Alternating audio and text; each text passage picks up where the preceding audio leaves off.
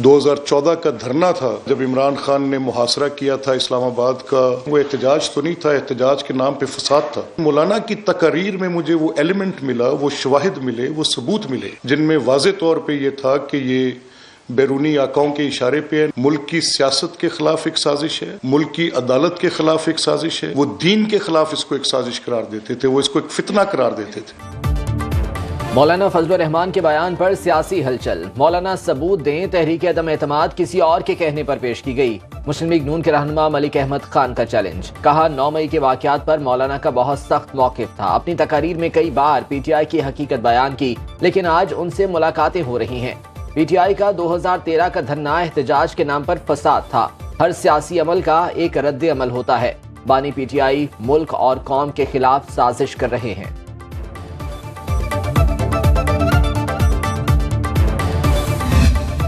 मौलाना फजल रहमान उस वक्त PDM के सरबराह थे, हमें तो PDM से निकाला गया था। उस अदम एतमाद का सबसे बड़ा फायदा मौलाना फजल रहमान साहब को मिला।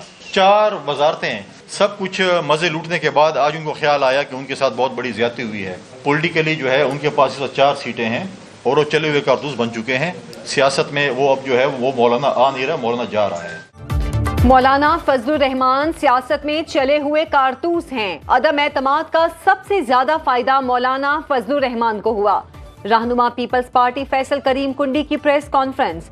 JUI और PTI का मिलाप हुआ जो बड़ी सियासी तब्दीली है। पीपल्स पार्टी या नून लीग ऐसा करती तो टीवी पर माजी के बयानात चलते। फजलुर रहमान अपने हलके से हारे हैं, बकौल उनके मैंडेट चोरी किया गया। सब मजे लेने के बाद फजलुर रहमान की जानिब से इन बातों का क्या फायदा। शर्जील मेमन कहते हैं मौलाना अदम एतमाद का हिस्सा थे। आज इल्जाम लगाना मुनासिब नहीं। GDA की कोई एक पार्टी दिखाएं जो अवाम में नजर आई हो। सिंध कोई कॉलोनी नहीं है। देख लीजिए कि क्या लोकल गवर्नमेंट इलेक्शन हुई है, वहां भी एक डाका था और उसी से हमारे खदशात थे। इलेक्शन कमिश्नर साहब, कितने में सौदा किया है, क्या कीमत लगाई है सिंध के हकूक की। इलेक्शन को मुस्तरद करते हैं। हर बार सिंध को प्लेट में रखकर पीपल्स पार्टी को दे दिया जाता है। हर बार सिंध का सौदा कर दिया जाता है। जामशोरों में GDA कारकुनों का इलेक्शन में मुबैना धांधली के खिलाफ एहतजाज। फहमीदा मिर्जा, अयाज पलेजो, राशिद सुमरो और दीगर रहनुमाओं के खिताबात। फहमीदा मिर्जा कहती हैं बिलावल लाहौर जाकर कहते हैं शेर खून चूस रहा है। सिंध का खून कौन चूस रहा है? सिंध में 15 साल की हुकूमत में पीने का पानी नहीं। ऐसा ना हो गरीब का हाथ हो और आपका गिरेबान। अयाज पलेजो बोले सिंध को कुर्बानी का बकरा समझ रखा है। सूबे के अवाम अपने हुकूक की जंग लड़ने के लिए तैयार हैं।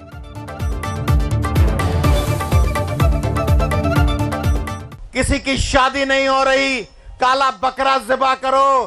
किसी की छत गिर गई, काला बकरा ज़िबा करो। 25 करोड़ पाकिस्तानियों, तुमने सिंध को काला बकरा समझ रखा है।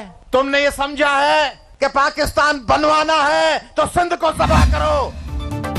जमाते इस्लामी की भी GDA के धरने में शिरकत। अमीर जमाते इस्लामी कराची हाफिज नईमुर रहमान ने खिताब में कहा, ये कौन सी फैक्ट्री है जहां ऐसे नताइज बनाए गए। कराची में शहरी वडेरों को मुसल्लत किया गया। ये बल्दिया फैक्ट्री जलाने और बोरी बंद लाशों वाले हैं।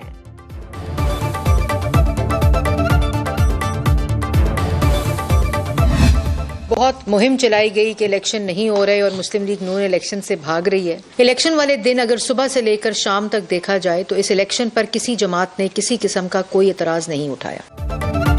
नून लीग के खिलाफ प्रोपागेंडा किया गया कि इलेक्शन से भाग रही है। मुहिम चलाई गई, इलेक्शन नहीं हो रहे।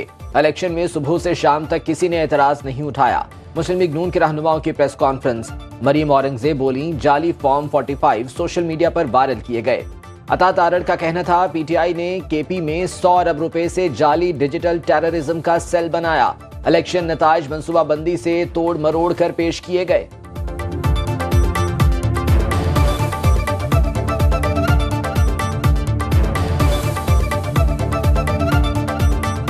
सेल कायम किया गया, तकरीबन 100 अरब रुपया इस पे खर्च किया गया। ये जो डिजिटल टेररिज्म है, मैं इसको डिजिटल टेररिज्म इसलिए कहता हूं क्योंकि बकायदा बैरूनी ताकतों की मदद से जाली फॉर्म 45 सैकड़ों की तादाद में सोशल मीडिया पर अपलोड किए गए। ये वो डिजिटल टेररिज्म है जो PTI ने किया। जमहूरियत को डीरेल करने के लिए केपीके के अंदर आप सीटें जीतते हैं, वहां पे आप शाबाशियां ले रहे हैं, वहां पे आप जश्न मना रहे हैं, और आप पंजाब में सीटें हारते हैं तो वहां पे आप धांधली का रोना रोते हैं। जमाते इस्लामी का इनकार, पीटीआई का खैबर पख्तूनख्वा में जेयूआई के साथ हुकूमत बनाने पर गौर। असद कैसर का 2 दिन में मौलाना फजलुर रहमान को दूसरा टेलीफोन। पीटीआई रहनुमा का हुकूमत साजी के लिए राब्तों और मुलाकातों के सिलसिले को आगे बढ़ाने पर जोर। जराए के मुताबिक असद कैसर का कहना था तहरीक इंसाफ जेयूआई से मामलात आगे बढ़ाने पर गौर कर रही है। दोनों रहनुमाओं में राब्तों का सिलसिला जारी रखने पर इत्तेफाक। पीटीआई रहनुमा सरदार लतीफ खोसा का रहनुमा जमात इस्लामी लियाकत बलोच को टेलीफोन। दोनों जमातों की क़यादत का आज ही मुलाकात का इम्कान। पीटीआई के वफ्द की जमात इस्लामी की क़यादत से मुलाकात आज शाम 7 बजे शेड्यूल। तर्जुमान जमात इस्लामी के मुताबिक दोनों पार्टियों के रहनुमाओं की मुलाकात मियां असलम के घर पर होगी। लियाकत बलोच की ज़ेरे सरबराही वफ्द में मियां मोहम्मद असलम, इनायतुल्लाह शामिल होंगे। पीटीआई के 3 रुकनी वफ्द में असद कैसर, आमिर डोगर और बैरिस्टर सैफुर रहमान शामिल। मौजूदा सियासी सूरत हाल पर तबादला ख्याल होगा।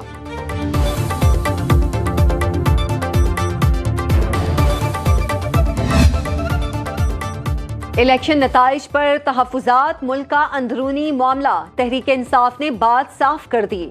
पीटीआई रहनुमा असद कैसर कहते हैं उनकी जमात गैर मुल्की अनासिर की मुल्की मामलात में मुदाखलत के खिलाफ है।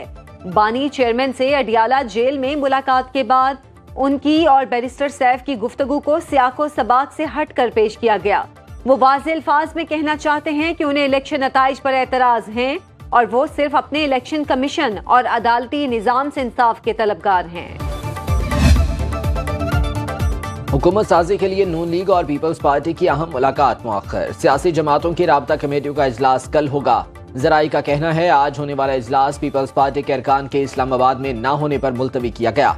बिलावल भुट्टो ने आज कराची में अहम इजलास तलब कर लिया। हुकूमत साजी के लिए आसिफ जरदारी समेत दीगर सीनियर क़यादत शरीक होगी। नए वज़ीर आला सिंध के लिए नामों पर गौर होगा।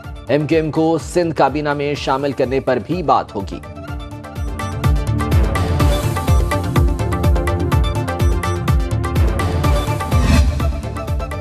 बलोचिस्तान जिला कोहलू के 2 हलकों में री पोलिंग सुबह 8 से शाम 5 बजे तक बिला तातुल जारी रही। NA 253 और सूबाई असेंबली के हलके PB9 के 7 पोलिंग स्टेशन पर दोबारा वोटिंग हुई।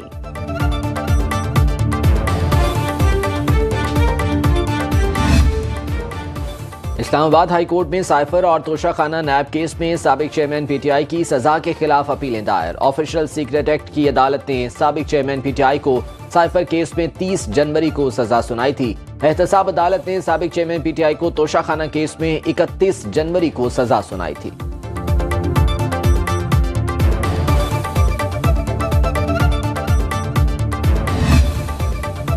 इस्लामाबाद हाई कोर्ट ने इंतखाबी नताइज के चैलेंज की तीनों दरख्वास्तें निपटा दी।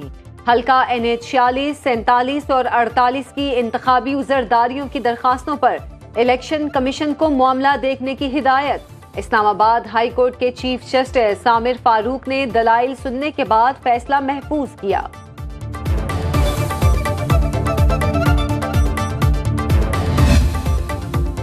सुप्रीम जुडिशल काउंसिल की मुस्ताफी जज मज़ाहिर नकवी के खिलाफ शिकायत पर कार्रवाई। सुप्रीम जुडिशल काउंसिल का ओपन इजलास जस्टिस काजी फाजिसा की सरबराही में हुआ। काउंसिल का मज़ाहिर नकवी के बेटों को बतौर गवाह समन न करने का फैसला। अटॉर्नी जनरल को मज़ाहिर नकवी के बेटों की हद तक नोटिस वापस लेने की हिदायत। चीफ जस्टिस बोले मज़ाहिर नकवी को मालूम होगा कि यहाँ क्या कार्रवाई हो रही है। अगर किसी गवाह पर जिरह करना चाहें तो उनको इजाजत है। कार्रवाई गैर मुअय्यना मुद्दत के लिए मुलतवी।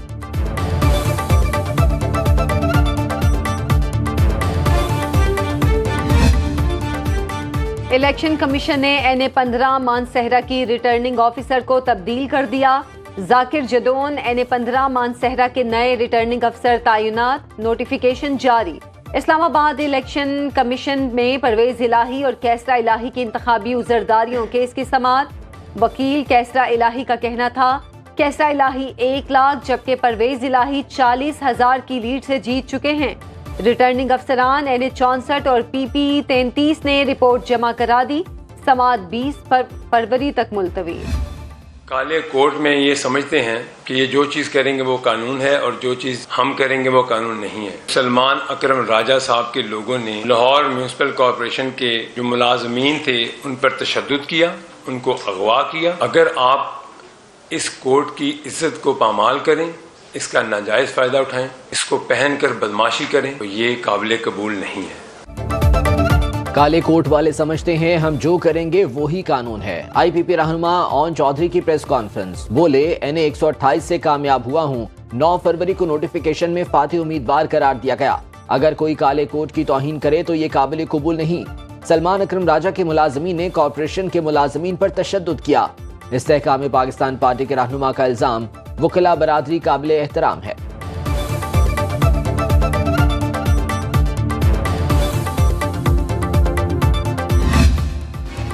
महंगाई के मारों पर हर तरफ से वार, आम आदमी को पेट्रोल और डीजल की मार। निगरान हुकूमत ने पेट्रोलियम मसनूआत की कीमतों में फिर इजाफा कर दिया। पेट्रोल 2 रुपए 73 पैसे महंगा, नई कीमत 275 रुपए 62 पैसे फी लीटर।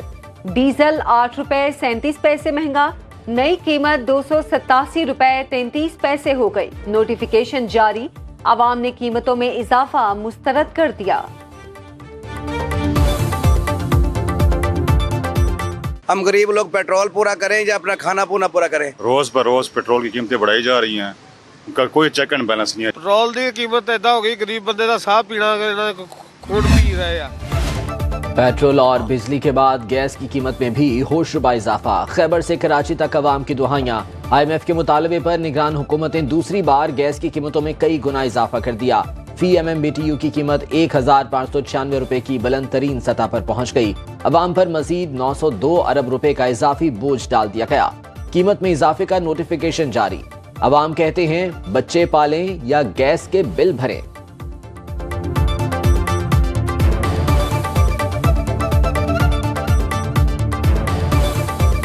गैस का कीमत ज्यादा हो गया, मुल्क में रोजगार नहीं है तो गैस का कीमत बिल कहाँ से भरेगा? गैस में जो इजाफा फिर हुआ है ये रोने का मकाम है। बिल तो बहुत ज्यादा आ रहे हैं, कम से कम 18,000 20,000। अगर किसी ने 4-5 हज़ार के भी इस्तेमाल नहीं किया तो वो भी 18-20 हज़ार रुपए बिल आ रहा है।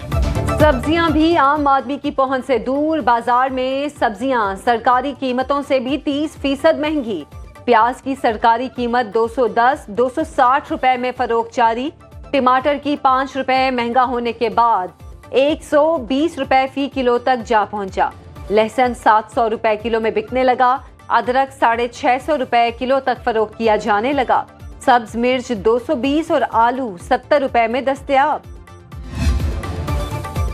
यूटिलिटी स्टोर्स कॉरपोरेशन का 4 मार्च से रमजान रिलीफ पैकेज शुरू करने का फैसला। तर्जुमान यूटिलिटी स्टोर्स के मुताबिक हुकूमत ने रमजानुल मुबारक में रिलीफ के लिए 7 अरब 50 करोड़ रुपए मुख्तस किए। रिलीफ पैकेज में 19 अशिया पर सब्सिडी फराहम की जाएगी। रिलीफ पैकेज 4 मार्च से चांद रात तक जारी रहेगा।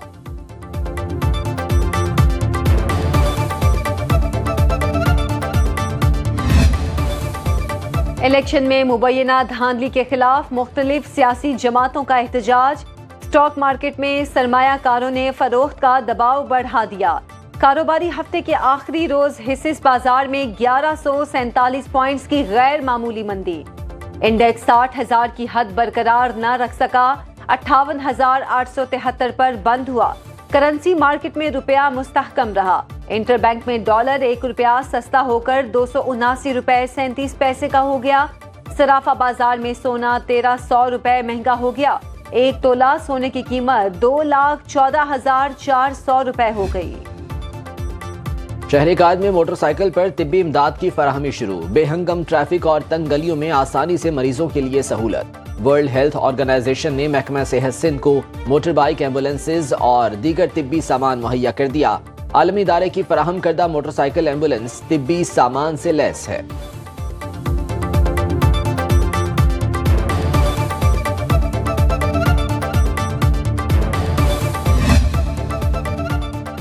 पंजाब के मैदानी और बालाई इलाकों में कल से बारिश की पेशगोई। खैबर पख्तूनख्वा, बलोचिस्तान, गिलगित बल्तिस्तान में बारिश और बर्फबारी का इम्कान।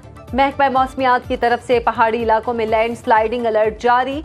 नारान, कागान और शोग्रान में मौसम खुशगवार। बलोचिस्तान के बेशतर अजला में मौसम खुश्क। और शिमाली अजला में सर्द रहेगा।